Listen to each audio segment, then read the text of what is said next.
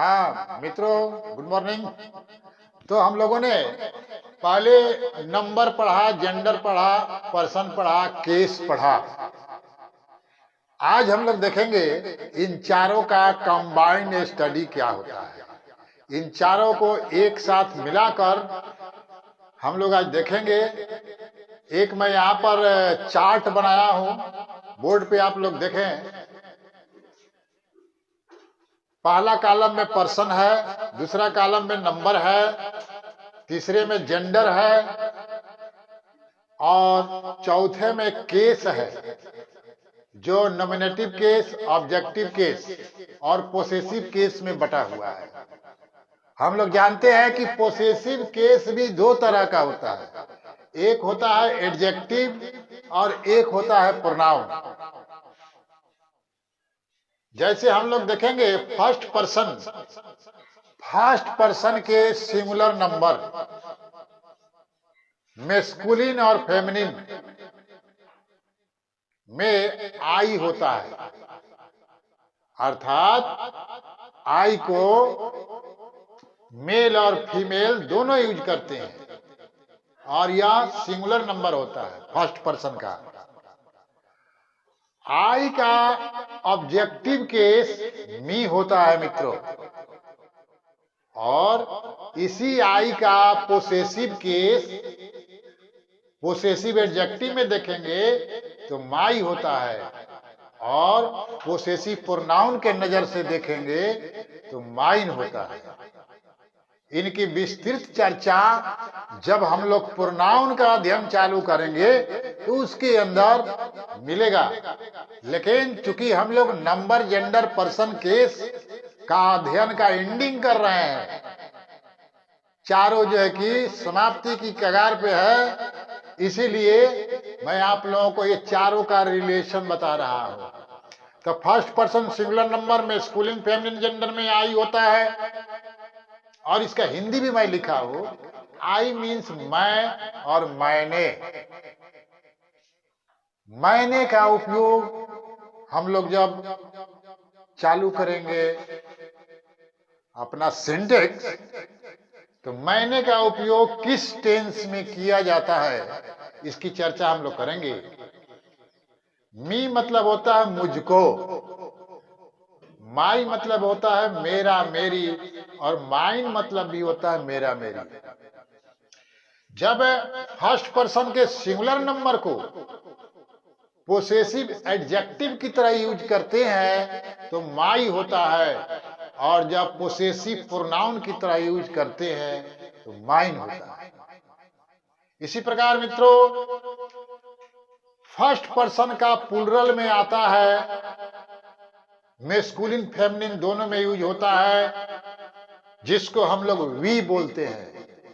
ये masculine feminine दोनों में यूज होता है, और इस वी का ऑब्जेक्टिव केस अस होता है, जिसका हिंदी में हम लोग बोलते हैं हम लोगों को, और इसका पोसेसिव एडजेक्टिव में आवर होता है, और पोसेसिव प्रोनाउन में आवर्स होता है। आवर मीन्स हमारा, हमारी, और आवर्स मीन्स भी हमारा, हमारी ही होता है। तो इस प्रकार हम लोगों ने देखा कि फर्स्ट पर्सन के अंदर जो दो वर्ड है आई और वी, उनका अध्ययन हम लोगों ने किया। आई और वी को देखा हम लोगों ने, ये मेस्कुलिन फेमिनिन दोनों है, और दोनों का ऑब्जेक्टिव यहाँ पे लिखा हुआ है, और पोसेसिव एडजेक्टिव, पोसेसिव प्रोनाउन। इसी प्रकार मित्रों, सेकेंड पर्सन के अंदर जाएंगे हम लोग, तो सेकेंड पर्सन में एक ही वर्ड होता है यू। तो यू को एक बार हम लोग थोड़ा सिंगुलर में यूज करते हैं, और फिर उसका ऑब्जेक्टिव, पोसेसिव वगैरह सब निकालते हैं, और फिर यू को एक बार प्लूरल में अध्ययन करते हैं। तो मैं दोनों को अलग अलग छटका के लिख दिया हूं ताकि क्लियर एकदम जो कि अध्ययन हो। तो जब सेकेंड पर्सन के सिंगुलर में यू को यूज करते हैं, तो यू जो है कि सिंगुलर में भी मेस्कुलिन फेमिनिन के लिए होता है, यानी कि इसको मेल और फीमेल दोनों यूज करते हैं सिंगुलर में। और जब सिंगुलर में यू लिखते हैं तो उसका हिंदी मित्रों देखो यहां पर लिखा हुआ है, यू का मतलब तुम होता है, आप होता है, तुमने होता है, आपने होता है। और इस यू का ऑब्जेक्टिव केस यू होता है, और यहां पर यू का मतलब होता है तुमको, आपको। और जब इसको हम लोग पोसेसिव केस में चलेंगे तो वहां देखेंगे पोसेसिव एडजेक्टिव यू का योर होता है, इसका हिंदी तुम्हारा, तुम्हारी, आपका, आपकी। और योर्स पोसेसिव प्रोनाउन में हो जाता है, और इसका भी हिंदी वही होता है, तुम्हारा, तुम्हारी, आपका, आपकी। और इसी प्रकार जब यू को हम लोग प्लूरल फॉर्म में यूज करते हैं, यू सिंगुलर प्लूरल दोनों में आता है, मैस्कुलिन फेमिनिन दोनों में आता है। तो जब इसको हम लोग प्लूरल फॉर्म में यूज करते हैं तो यू का मतलब होता है तुम लोग, आप लोग, आप लोगों ने, तुम लोगों ने, ये भी आता है। क्योंकि यहां पर जगह कम है इसीलिए मैंने लिखा नहीं। और इसका यू का ऑब्जेक्टिव होता है, यू ही होता है, और यहां पे इसका मीनिंग होता है तुम लोगों को, आप लोगों को, आप सबको। और इसका एडजेक्टिव में योर, आप लोगों का, आप सबका, वगैरह वगैरह। और इसका जो है कि पोसेसिव प्रोनाउन में योर्स हो जाता है। सेम सेम है, सिंगुलर और प्लूरल दोनों एक ही चीज है। तो मैंने दोनों को अलग इसलिए कर दिया ताकि जो हम लोगों के अंदर जो भ्रम पैदा हो जाता है यू के बारे में कि सिंगुलर में यूज करें कि प्लूरल में यूज करें, क्या सिंगुलर और प्लूरल में दोनों का मीनिंग अलग अलग होता है क्या? तो मीनिंग तो हिंदी में अलग अलग होता है, लेकिन इंग्लिश में यू ही रहता है। तो इस प्रकार हम लोगों ने देखा कि यू क्या है, सिंगुलर भी है, प्लूरल भी है, मैस्कुलिन भी है, और फेमिनिन भी है। अब बोलो समझ में आ रहा है क्या? एकदम समझ में आएगा। और धैर्य बना के रखो, आगे बढ़ते हैं। थर्ड पर्सन में चलते हैं, थोड़ा सा ये लंबा चौड़ा है। Third person singular number masculine gender ही होता है। थर्ड पर्सन के सिंगुलर में ही होता है, और थर्ड पर्सन सिंगुलर मैस्कुलिन में ही होता है। और ही का मीनिंग होता है मित्रों हिंदी में वह, उसने, उसने भी होता है। पास्ट इंडिफिनिट में, पास्ट परफेक्ट में उसने का उपयोग किया था। राम ने रावण को मारा, ऐसा थोड़े लिखते हैं राम रावण को मारा, ऐसा नहीं लिखते हैं, राम ने रावण को मारा। तो पास्ट इंडिफिनिट में जब हम लोग अध्ययन करेंगे पास्ट टेंस का, पास्ट टेंस चालू होने में लगभग 2-3 महीना टाइम है। अभी तो हम लोग इटिमोलॉजी के अंदर घूम रहा है, भ्रमण कर रहा है। अभी नंबर जेंडर पर्सन केस की पढ़ाई हो रही है, उसके बाद नाउन की पढ़ाई होगी, प्रोनाउन की, एडजेक्टिव की, वर्ब की, एडवर्ब की, वगैरह वगैरह वगैरह। तब न जाकर जो है कि हम लोग इटिमोलॉजी से बाहर निकलेगा, तब सिंटेक्स चालू होगा, तो उसके अंदर टेंस आएगा। इसीलिए मैं बार बार बोलता हूं धैर्य बना के रखो और वीडियो को कंटिन्यू देखो, भगा भगा कर मत देखो, कहां भाग के जाओगे। एक जगह दिमाग स्थिर रखो, बहुत कुछ इधर मिलेगा। चलो आगे देखते हैं। तो मित्रों इस प्रकार third person singular number feminine gender यानी कि लेडीज के लिए शी होता है, और शी का भी अर्थ वह, उसने, लेडीज के लिए। अब ये नहीं लड़का के लिए, इसको लगा दो। शी मतलब वह, उसने। और इसका ऑब्जेक्टिव केस होता है हर। पोसेसिव केस में आप आएंगे देखेंगे adjective, possessive adjective, possessive pronoun. तो इसका होता है हर, हर्ष। तो हर मतलब उसकी, उसकी लेडीज, फीमेल उसकी, और हर्ष मतलब भी उसकी। ये दोनों का इंप्लीमेंट हम लोग आगे देखेगा। तो आगे देखते हैं third person singular number neuter gender. Third person singular number neuter gender में ईट होता है, जिसको हम लोग हिंदी में यह बोलते हैं, और इसका ऑब्जेक्टिव ईट ही होता है। बी केयरफुल, ईट ही होता है, और पोसेसिव में इसका इट्स हो जाता है। इट्स मतलब इसकी। आगे बढ़ते हैं। Third person plural number masculine feminine. Third person plural number masculine feminine के लिए एक ही वर्ड है, दे, THEY, दे। दे का हिंदी होता है वे लोग, वे सब, उन्होंने, उन लोगों ने, उन सब ने, और इसका ऑब्जेक्टिव होता है देम। देम मतलब उनको, उन सबको, उन लोगों को, वगैरह वगैरह। और देयर मीन्स होता है उनका, उनकी, उन सबकी, उन सब लोगों की। और देयर्स मीन्स होता है सेम सेम, उनका, उन लोगों की, वगैरह वगैरह। आगे देखते हैं third person singular masculine gender. Third person singular masculine gender, किसी का नाम हो, किसी भी व्यक्ति का एक सिंगल नाम हो मित्रों, तो उसका जो है कि ऑब्जेक्टिव होता है हिम। जैसे बोलो गोवर्धन, तुम्हारा ऑब्जेक्टिव क्या होगा? क्या होगा? हिम ही होगा ना। जोर से बोलो। हाँ, किसी का नाम हो सिंगुलर नंबर में हो तो उसका ऑब्जेक्टिव क्या होगा? हिम होगा। ऑब्जेक्टिव क्या होगा? हिम होगा। किसी का भी नाम हो, महेश, गोपाल, वगैरह वगैरह जो भी है, और उसका पोसेसिव क्या होगा भाई? हिज होगा और हिज होगा। बी केयरफुल, यहाँ पर हिज दोनों में है, कंफ्यूजन नहीं होने का। ऑब्जेक्टिव ये अपना एडजेक्टिव में भी हिज है और पोसेसिव में भी हिज ही है।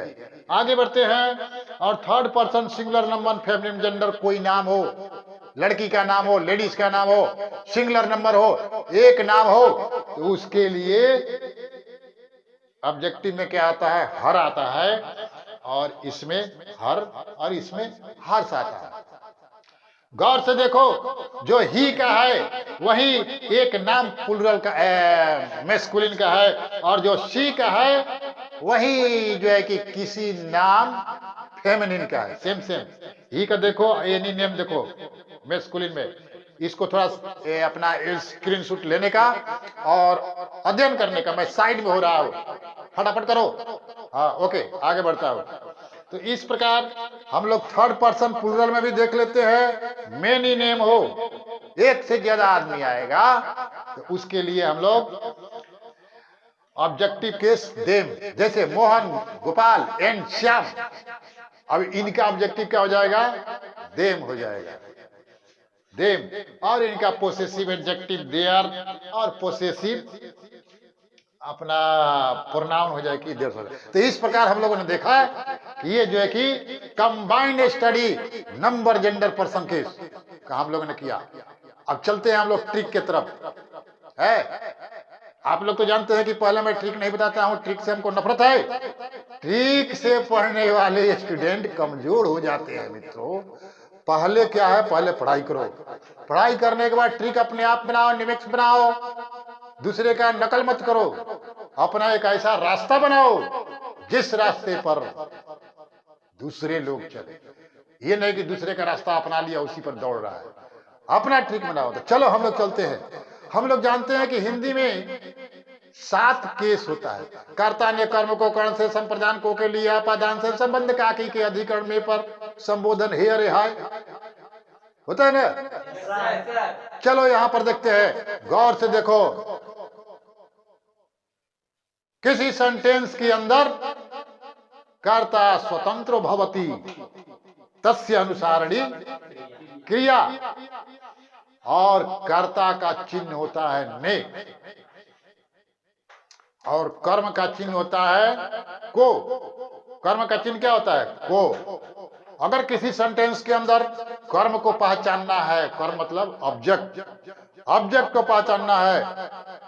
राम आम खाता है। अब देखो, राम आम खाता है, हम लोग ऐसे बोलेंगे तो क्या चेंजिंग हो जाएगा?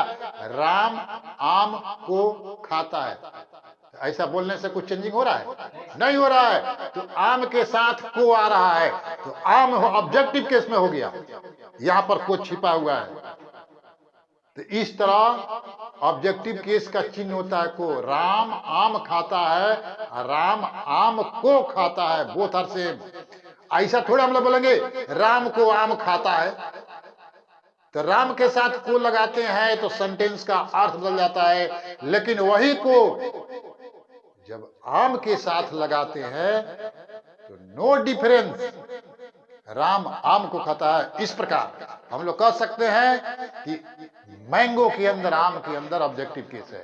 तो यहां चार्ट में देखो, मैं लिख देता हूं थोड़ा, ये अपना देखो, इधर देखो ऑब्जेक्टिव केस की पहचान देखो जी। अब इसका नॉमिनेटिव केस में यहां पर मैं लिख देता हूं ने, इसका पहचान ने है।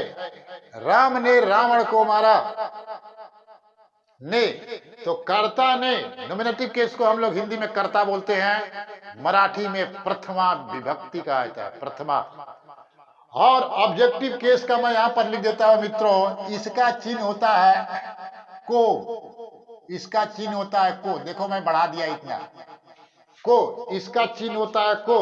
पोसेसिव केस में चलेंगे तो इसका चिन्ह होता है का की, का की के, इसका तीन चिन्ह होता है। अगर किसी सेंटेंस के अंदर को आता है, किसी वर्ड के अंदर, वर्ड के बाद में अगर को आता है हिंदी ट्रांसलेशन करने के बाद, तो वह ऑब्जेक्टिव केस में होगा मित्रों। अगर किसी सेंटेंस के अंदर किसी वर्ड के साथ का आता है, की आता है, के आता है, तो वह जो है कि पोसेसिव केस में होता है। Very easy. तो ये नॉमिनेटिव केस, ऑब्जेक्टिव केस और पोसेसिव केस को पहचानने का तरीका है। जैसे मोहन की गाय, मोहन की गाय। अब देखो, अब कोई पूछेगा मोहन की गाय, मोहन में कौन केस है? मोहन की गाय, मोहन में कौन केस है? तो मोहन के में की आ गया, तो मोहन में पोसेसिव केस आ गया, मोहन की गाय।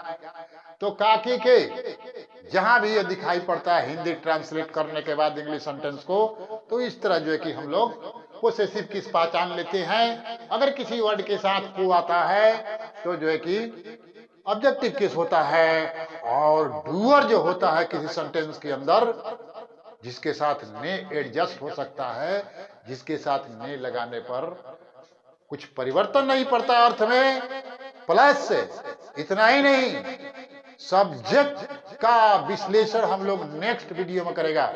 सब्जेक्ट का जो भ्रम पैदा किया जा रहा है बहुत से स्टूडेंट के पास, सब्जेक्ट होता क्या है, इसकी चर्चा हम लोग नेक्स्ट वीडियो में करेंगे। लेकिन इतना याद रखें, किसी सेंटेंस के अंदर जो स्वतंत्र होता है, स्वतंत्र कर्ता स्वतंत्र भवति, किसी सेंटेंस के अंदर जो एकदम स्वतंत्र होता है, जिसको किसी से लेना देना नहीं है, किसी सेंटेंस में उसी का ही बोलबाला है, उसी का प्रभुत्व है, उसको सब्जेक्ट कहा जाता है। इस प्रकार मित्रों हम लोगों ने नंबर, जेंडर, पर्सन केस का कंबाइंड अध्ययन किया। नेक्स्ट वीडियो में आप लोग देखेंगे नाउन का थोड़ा हम लोग विश्लेषण करेगा। नाउन का विश्लेषण करने के बाद प्रोनाउन चालू करेगा, और इस तरह धीरे धीरे करते करते हम लोग इटिमोलॉजी से बाहर निकल जाएगा लगभग 1 महीना के अंदर। फिर हम लोग सिंटेक्स चालू करेगा। अतः आप सबसे निवेदन है कि आप सब थोड़ा लगातार देखते रहें और थोड़ा सब्सक्राइब करें भाई, ताकि हम लोग का भी मनोबल बढ़े और धकाधक जो है कि नया नया वीडियो डालते जाए। नमस्कार।